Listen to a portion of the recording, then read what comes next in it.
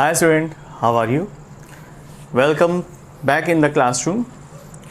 In the last lecture we discussed about the types of respiration, जिसमें हमने aerobic और anaerobic respiration और fermentation के बारे में स्टडी की. Now today we are going to start mechanism of aerobic respiration. आज हम mechanism के बारे में पढ़ेंगे कि aerobic respiration में किस तरह का mechanism पाया जाता है. तो हेडिंग डाल दीजिए, mechanism of aerobic respiration.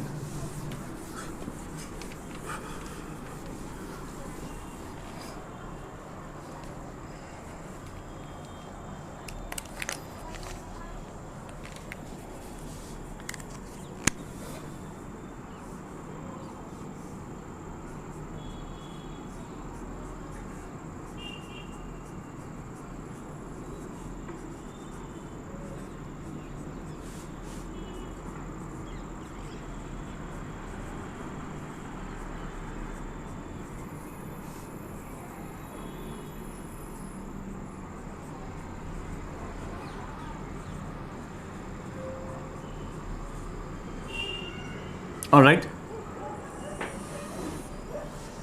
Mechanism of aerobic respiration. It involves two types of communication. That means they have a certain common pathway. Okay. तो ये common pathway है. तो heading डाल देते हैं, common pathway and pentose phosphate pathway.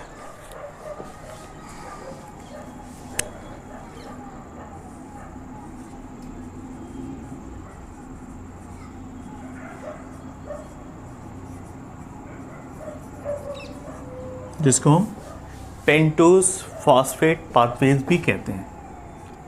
Pentose phosphate pathway.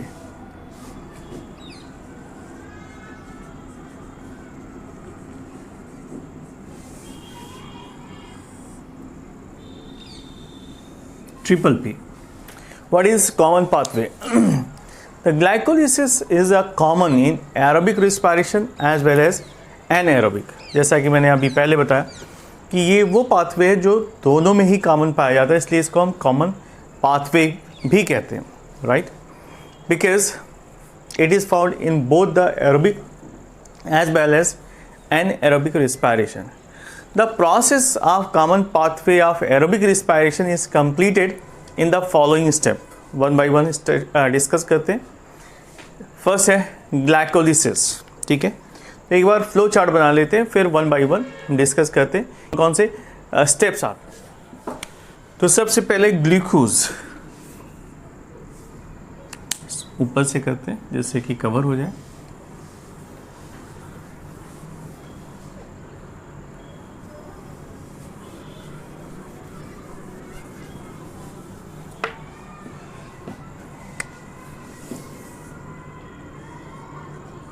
Glucose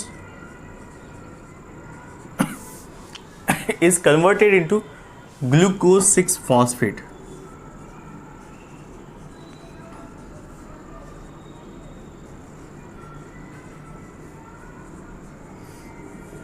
And glucose 6 phosphate further converted into the fructose 6 phosphate.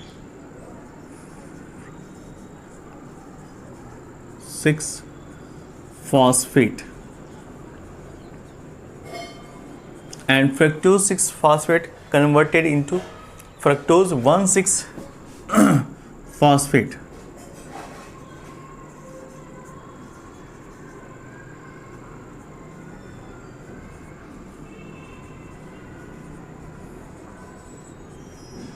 Okay, and further fructose is converted into the 3-phosphoglyceraldehyde.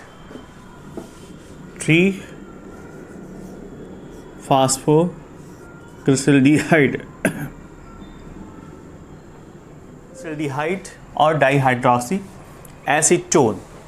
उसके बाद ये further convert हो जाता है 1,3 डाइफास्फोग्लिसरल्डिहाइड में. 1,3 diphosphoglyceraldehyde.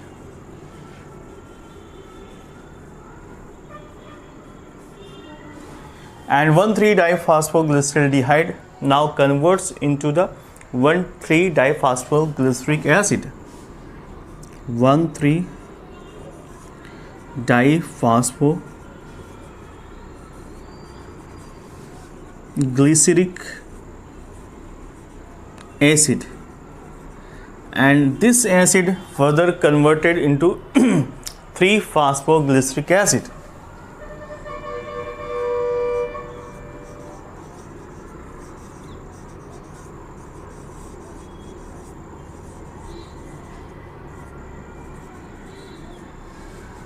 And 3-phosphoglyceric acid then further converted into 2-phosphoglyceric acid.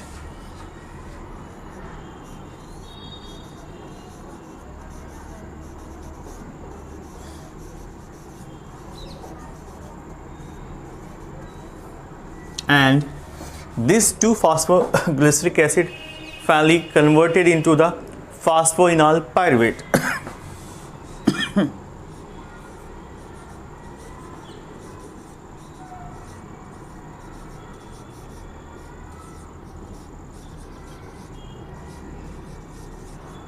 And this phosphoenol pyruvate ultimately converted into the pyruvic acid. Phosphoenol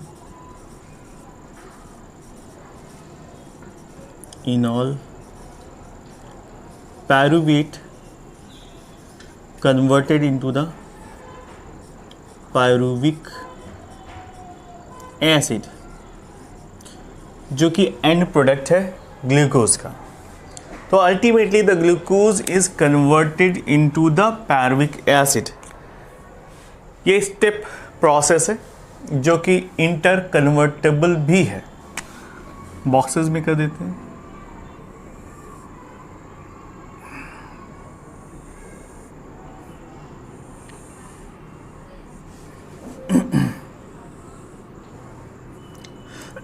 sorry, glucose से glucose 6 phosphate में conversion ये बोथ डायरेक्शन में पॉसिबल है, इसलिए इंटर कन्वर्जन का symbol लगाया हुआ है. Now fructose 1,6 phosphate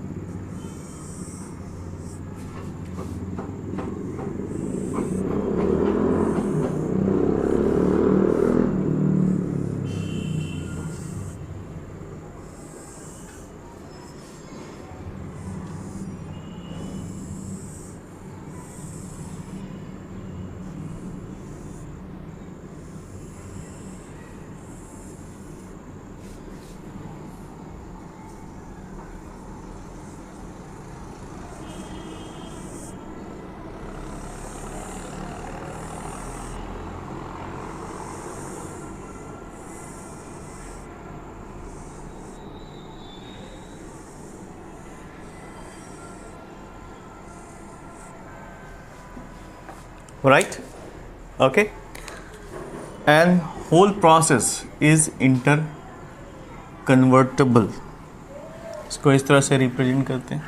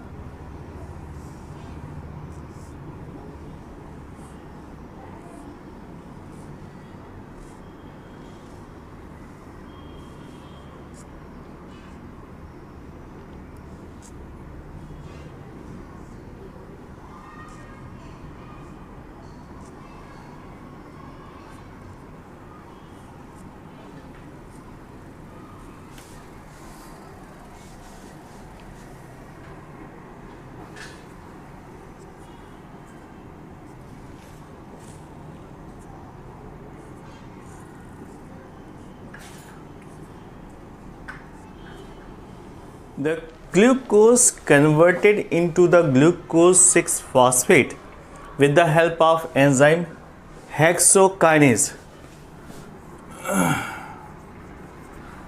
With the help of enzyme hexokinase. Just a moment.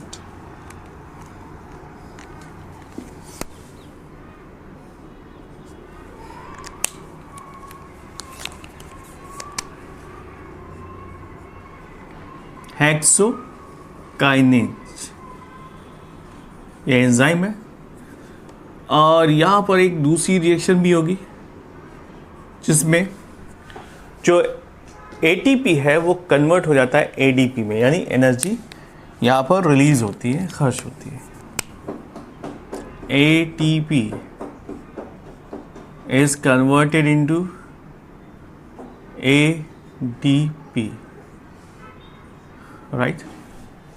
Next, glucose 6 phosphate पे जो एंजाइम यूज होता है उसका नाम है फॉस्फोहेक्सोकाइनेज।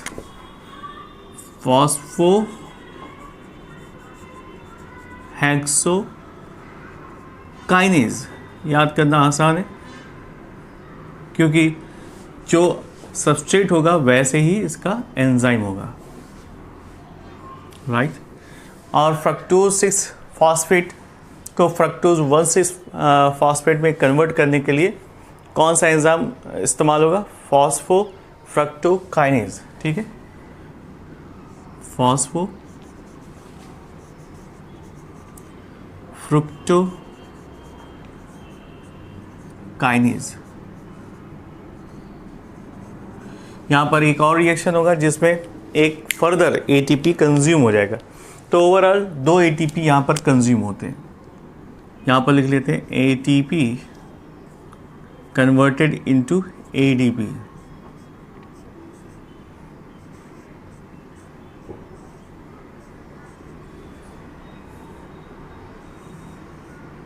ओके, नाउ फ्रक्टोज 1,6 फॉस्फेट, यहाँ पर एल्डोलेज का इस्तेमाल किया जाता है या एल्डोलेज एंजाइम का इस्तेमाल होता है।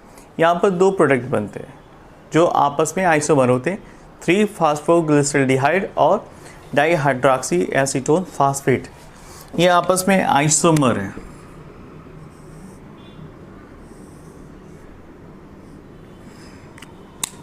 ऑलराइट, तो यहाँ पर जो एंजाइम लगता है उसका नाम है एल्डोलेज।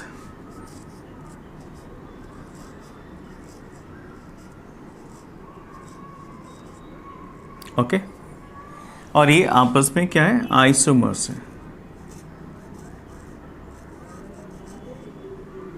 ठीक है। और फिर ये कन्वर्टेबल भी है और प्रोसेस में पार्टिसिपेट भी करते हैं।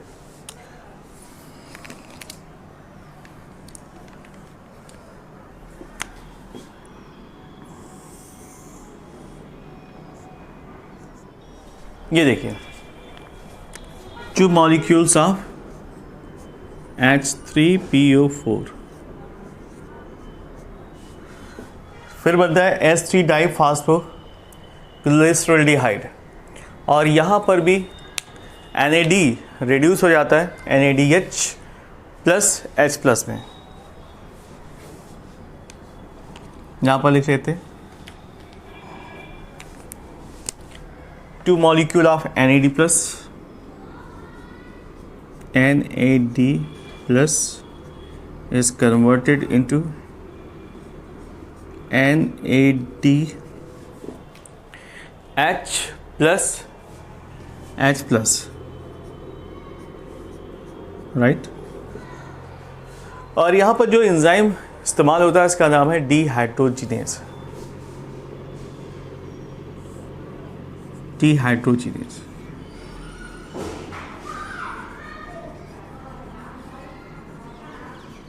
नेक्स्ट, तो 1,3-डाइफॉस्फोग्लिसरिक एसिड कन्वर्ट होता है 3-फॉस्फोग्लिसरिक एसिड में, और यहाँ पर जो एंजाइम इस्तेमाल होता है इसका नाम है फॉस्फोग्लिसरेट काइनेज।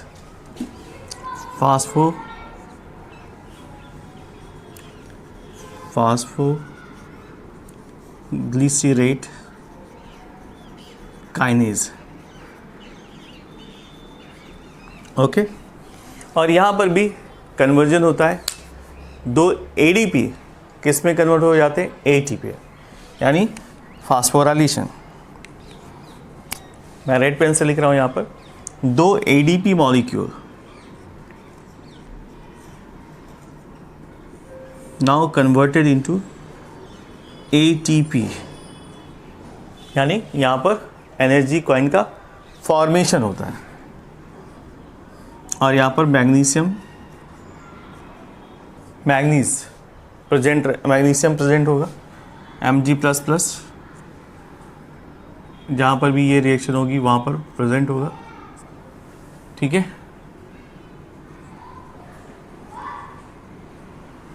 ऑलराइट। इसके बाद नेक्स्ट आता है कि three phosphoglyceric acid finally converted into the two phosphoglyceric acid. Okay, यहाँ पर जो एंजाइम यूज़ होता है इसका नाम है फास्फोग्लिसरेट म्यूटेज। लिख लीजिए यहाँ पर जो एंजाइम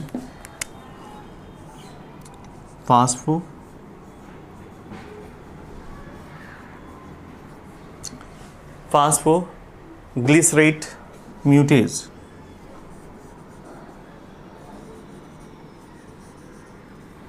एंजाइम ग्लिसरेट म्यूटेज की वजह से 3-फॉस्फोग्लिसरिक एसिड कन्वर्ट हो जाता है 2-फॉस्फोग्लिसरिक एसिड, और 2-फॉस्फोग्लिसरिक एसिड फर्दर कन्वर्ट हो जाता है फास्फोइनॉल पायरुवेट में with the help of enolase.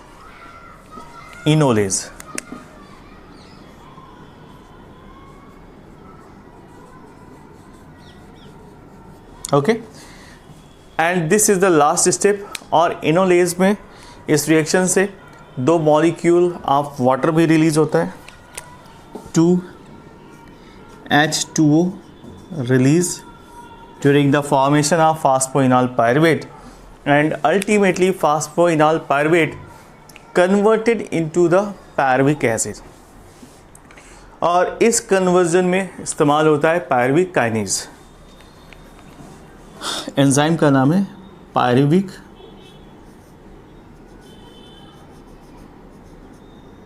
Kinase, right. तो पायरुविक एसिड का फॉर्मेशन होता है, और ये पायरुविक एसिड का जब फॉर्मेशन होता है तो वहाँ पर एक चीज़ और होती है जिसको हम कहते हैं फास्फोराइलेशन। 2 एडीपी कन्वर्ट हो जाते हैं एटीपी में। 2 ADP इज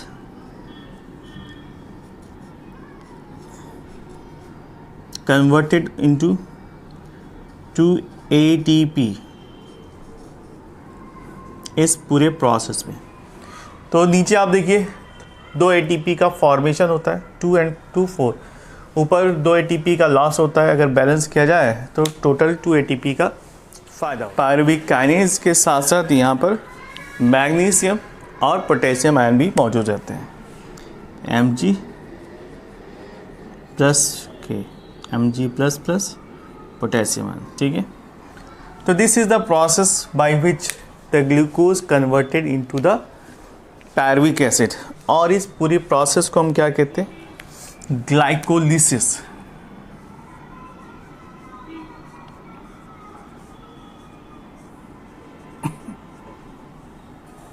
ग्लाइकोलिसिस का मतलब ग्लूकोज का टूटना।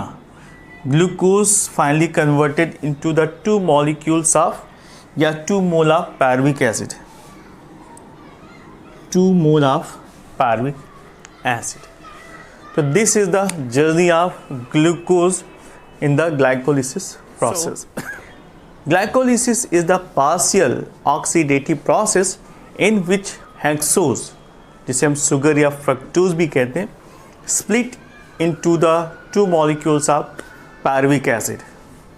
Glucose, 2 molecule of pyruvic acid, and it is also known as EMP pathway because the scientist who discovered this pathway is named as Emden, Meyerhoff, Pons, इसलिए इसको हम EMP pathway भी कहते हैं। तो लिख लीजिए, it is also known as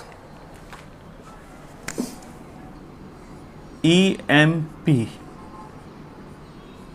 pathway.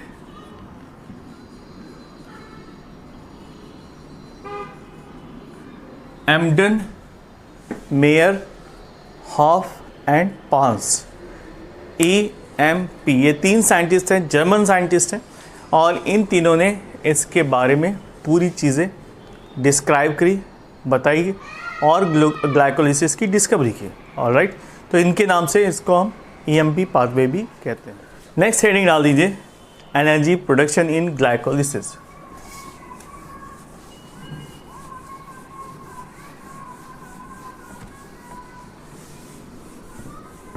How much energy is produced during this glycolysis process? Okay.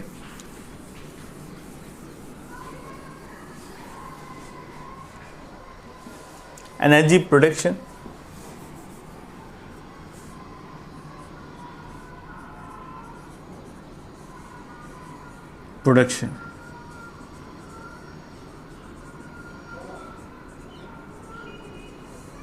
All right. So in glycolysis, one molecule of hexose sugar is splitted to form 2 molecules of 3 carbon compound pyruvic acid. ठीक है, glucose क्या है? Hexose sugar है। ध्यान से देखिए, hexose यानी 6 carbon. तो ये देखिए C6H12O6 finally converted into the 2 molecule of pyruvic acid, जो कि 3 कार्बन कंपाउंड है।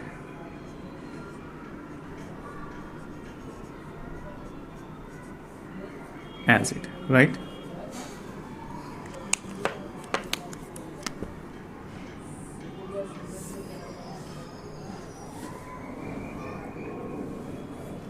क्लियर। और ड्यूरिंग दिस प्रोसेस मैंने आपको बताया कि 4 molecule of ATP are produced and 2 molecules of ATP consume. तो टोटल गेन कितना हुआ? मैंने आपको अभी जब स्टेप बता रहे थे तो जो प्रोडक्शन है उसको भी काउंट कराया, और जो रिडक्शन हुआ यानी जो कंज्यूम है वो भी काउंट कराया। तो टोटल कितना बनता है? 2 मॉलिक्यूल कंज्यूम हो जाता है और 4 मॉलिक्यूल बनते हैं। तो आउटपुट कितना? 4 मॉलिक्यूल का फॉर्मेशन, 2 उसमें रिड्यूस हो जाते हैं या कंज्यूम हो जाते हैं। जो टोटल आउटपुट है वो निकल कर आता है 2, यानी जो आउटपुट है सिर्फ 2 ATP का है, क्योंकि 2 ऑलरेडी यूटिलाइज कर ली जाती हैं, कंज्यूम हो जाती हैं। ठीक है, तो that is the output of energy which is formed during the glycolysis process. यहाँ पर 2 molecule of NADH plus H plus are also produce, जो कि एंटर करता है माइटोकॉन्ड्रिया के अंदर और वहाँ ऑक्सीडाइज होता है by the electron transport system और 6 ATP का सिंथेसिस करता है। So glycolysis in aerobic condition can produce 6 + 2 ATP, 2 molecules of NADP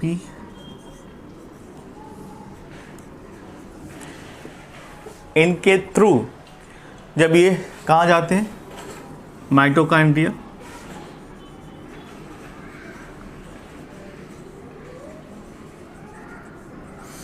in electron transport system में तो प्रोड्यूस करते हैं 6 ATP।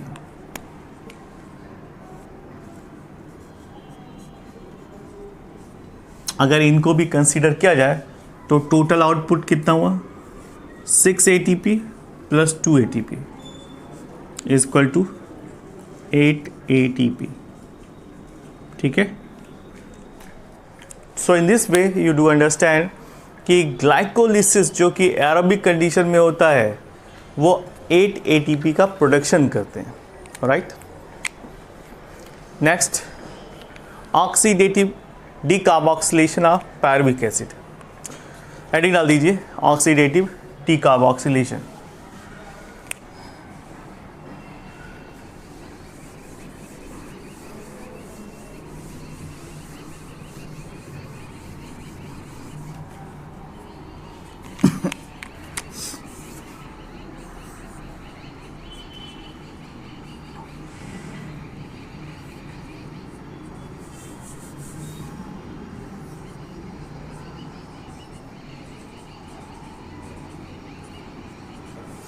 Oxidative decarboxylation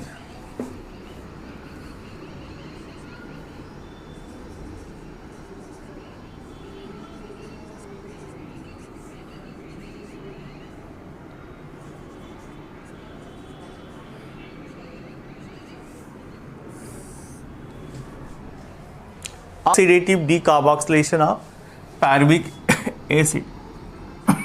Pyruvic acid. The pyruvic acid is a 3-carbon compound which undergoes the oxidative decarboxylation process and forms acetyl coenzyme A. यहाँ पर देखिए जो pyruvic acid है, pyruvic acid decarboxylation process के थ्रू ये क्या बनाती है, acetyl coenzyme A by the process of decarboxylation.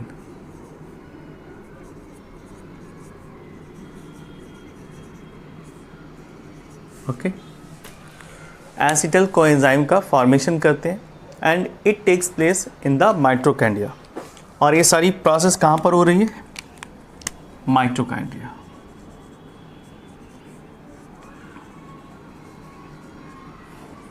Okay, now next point, this reaction is catalysed by the enzyme pyruvate dehydrogenase and 5 cofactors. यहाँ पर एंजाइम का नाम है पायरुवेट डिहाइड्रोजिनेज प्लस 5 ऐसे कोफैक्टर हैं जो इस प्रोसेस को परफॉर्म करते हैं. उनका नाम है टीपीपी. नेक्स्ट है कोएंजाइम है lipoic acid, NAD, magnesium ions. ये सभी मिलकर एसिटिल कोएंजाइम के फॉर्मेशन में हेल्प करते हैं. अब इस रिएक्शन को डिटेल से देख लीजिए. Pyruvic acid, pyruvic acid plus इसके साथ NAD और कोएंजाइम है, NAD plus coenzyme A, right. ये जब रिएक्ट करते हैं क्या बनाते हैं, जो फाइनल प्रोडक्ट होता है acetyl coenzyme A, acetyl coenzyme A plus carbon dioxide plus NaDH plus H plus. ठीक है, दैट इज़ द प्रोडक्ट. और इसमें जो इन्वॉल्वमेंट होता है एंजाइम का और कोफैक्टर्स का, तो यहाँ पर एंजाइम है पायरुवेट डिहाइड्रोजिनेज. पायरुवेट डिहाइड्रोजिनेज और फैक्टर्स हैं 5. कौन कौन से, मैग्नीशियम, टीपीपी, लिपोइक एसिड,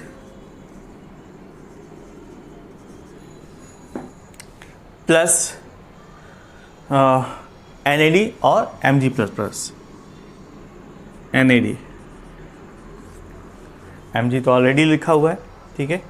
तो TPP कोएंजाइम में, अच्छा कोएंजाइम में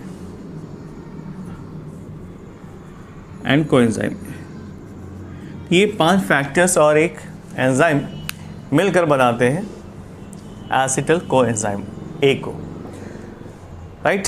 तो this is all about the glycolysis process. Next आती है क्रेब्स साइकिल.